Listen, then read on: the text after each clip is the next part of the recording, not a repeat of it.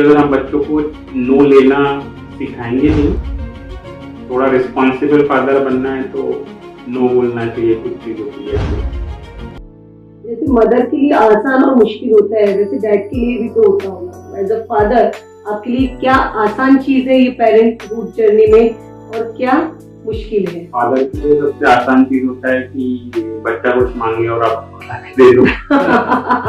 लेकिन मेरा रूल उसमें ये रहा है कि 10 में से 2 चीजें मैं जनरली मना कर देता हूँ।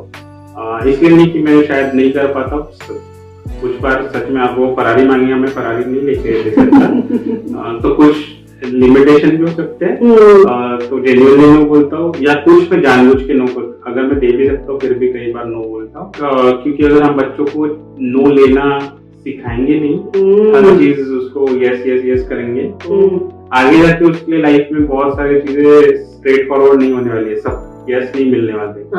तो वो थोड़ा सा आई थिंक है कि फादर के लिए सबसे इजी होता है टू से यस टू एवरीथिंग। थोड़ा रिस्पॉन्सिबल फादर बनना है तो नो बोलना चाहिए कुछ चीजों के लिए एटलीस्ट। ट्रू। वहां से वो चैलेंजेस, आपके बेटे बेटी की चैलेंजेस, उनको भी थोड़ा डील करने देना चाहिए rather than be trying to solve for them. Father के लिए क्या डिफिकल्ट चीज है?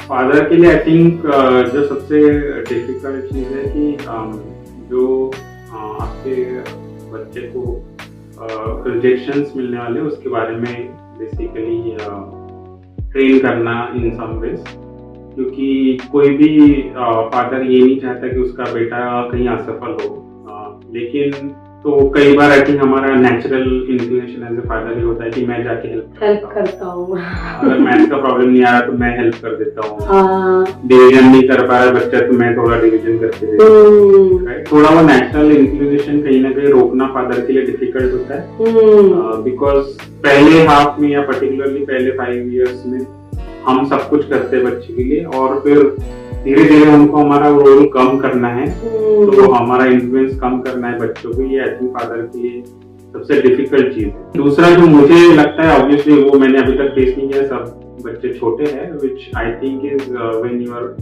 डॉटर और son is getting married, because उसके बाद उनकी एक इंडिपेंडेंट लाइफ शुरू होने वाली है और आपका और उनका ओवरलैप एज ए फैमिली थोड़ा सा कम होते जाता है। तो वो थोड़ा आई थिंक अगेन फादर के लिए मुश्किल दौर है एक तरह से, specially if parents are not going to stay with the child after marriage. वो तो पहले भी हो सकता है ना, बच्चा बाहर जाता है पढ़ने के लिए, वो थोड़ा अलग होता है आई थिंक। तो बाहर पढ़ने जाता है फिर भी समाओ ना वो लगता है कि आपका ही है।